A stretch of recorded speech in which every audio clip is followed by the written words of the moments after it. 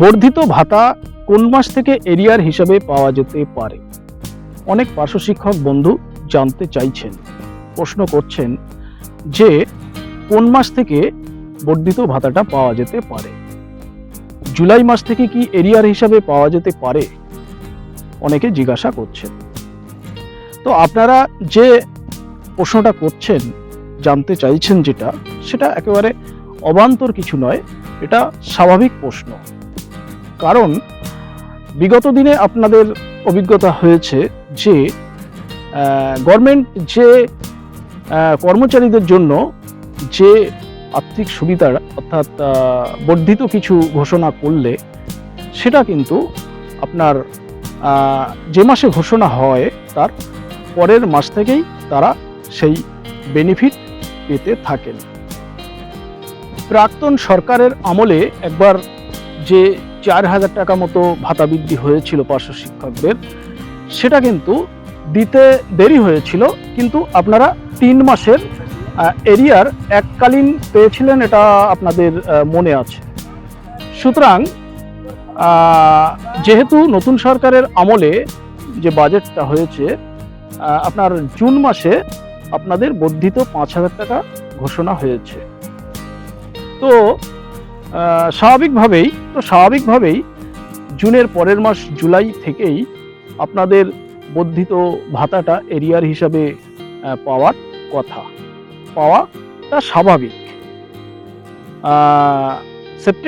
পয়লা সেপ্টেম্বরে যদি আপনার বর্ধিত ভাতা সহ মাইনেটা হয়, তাহলে কিন্তু আপনার জুলাই অগাস্ট মিলিয়ে আপনার 5-10,000 টাকা বর্ধিত ভাতা ঢোকার কথা।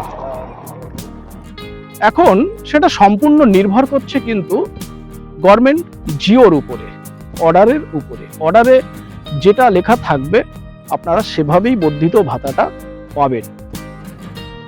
গভর্নমেন্ট অর্ডারে যদি জুলাই থেকে কার্যকরীর কথা লেখা থাকে, তো অবশ্যই আপনারা জুলাই থেকে এরিয়ার হিসাবে পাবেন। সম্পূর্ণ নির্ভর করছে কিন্তু অর্ডারের উপরে। তবে রিসেন্টলি নবান্ন থেকে মুখ্যমন্ত্রী যে বিবৃতিটা দিয়েছেন, সেই বিবৃতিতে কিন্তু তিনি অগাস্ট থেকে কার্যকরীর কথা বলেছেন। তো অগাস্ট থেকে তিনি যেহেতু কার্যকরীর কথা বলেছেন, তো সেই হিসাবে মনে হয় না যে জুলাই থেকে আপনারা এরিয়ার হিসাবে পেতে পারেন।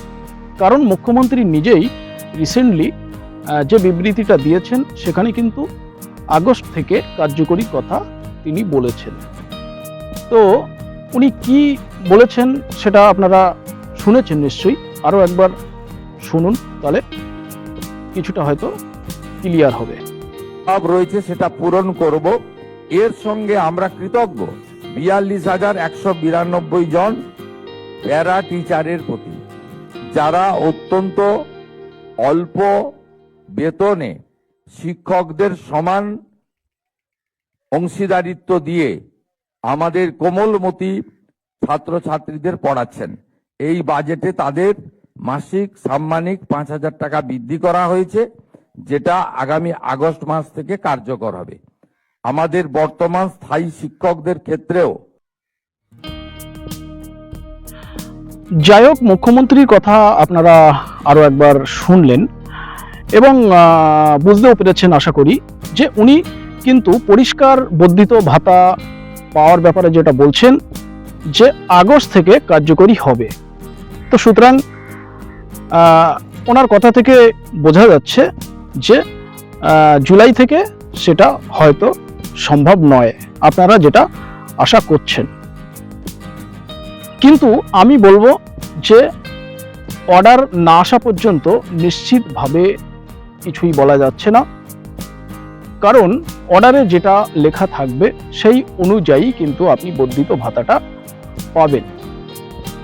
এখনো পর্যন্ত যা কিছু বলা হচ্ছে সবটাই কিন্তু মৌখিক, সে মুখ্যমন্ত্রী হোক আর মিডিয়া হোক আর যেই হোক, যা কিছু আপনারা শুনছেন সবই কিন্তু মৌখিক। সুতরাং গভর্নমেন্ট অর্ডার আসা পর্যন্ত আপনারা অপেক্ষা করুন, দেখা যাক গভর্নমেন্ট অর্ডারে কি থাকে। জুলাই থেকেই কি আপনি এরিয়ার হিসাবে পেতে পারেন? যেটা আপনি নিয়মের মধ্যে আপনি ভাবছেন সেইটা কি হতে পারে, সেটা জিও আসলেই বোঝা যাবে। সেটা জিও আসলে কিন্তু বোঝা যাবে। কিন্তু এর সাথে আমি বলতে বাধ্য হচ্ছি যে আশা, আইসিডিএস সকলের বর্ধিত ভাতার জিও বেরিয়ে গেল, পাবলিশ হয়ে গেল, প্রায় 1 মাস হতে চলল। তা সত্ত্বেও পার্শ্ব শিক্ষকদের বর্ধিত ভাতার জিও আজও হলো না। কোন অজ্ঞাত কারণে পার্শ্ব শিক্ষকদের বর্ধিত ভাতার জিও বাধাপ্রাপ্ত হচ্ছে আমি বুঝে উঠতে পারছি না। পার্শ্ব শিক্ষকরা কি সেই আজও পার্শ্ব শিক্ষকরা কি সেই বিগত দিনের মতো আজও এখনো সেই দুশ্চিন্তার মধ্যে থাকবে? সত্যি আর মানা যাচ্ছে না।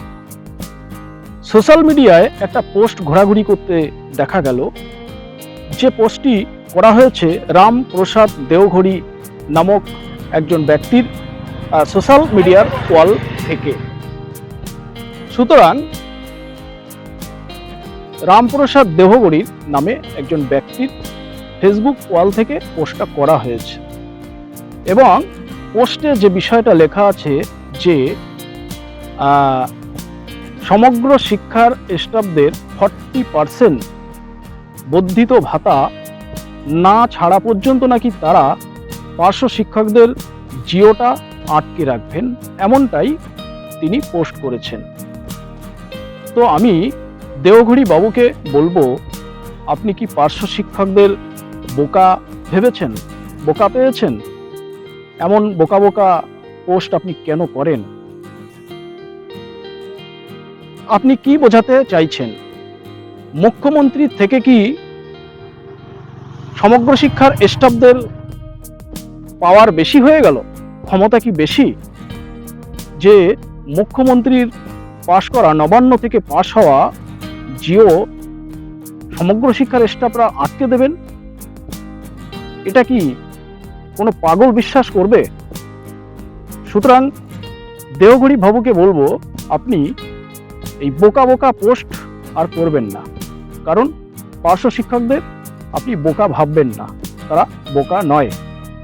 এই ধরনের গল্প বহুদিন তারা শুনে এসছেন। সুতরাং আর এই ধরনের বোকা বোকা পোস্ট করবেন না।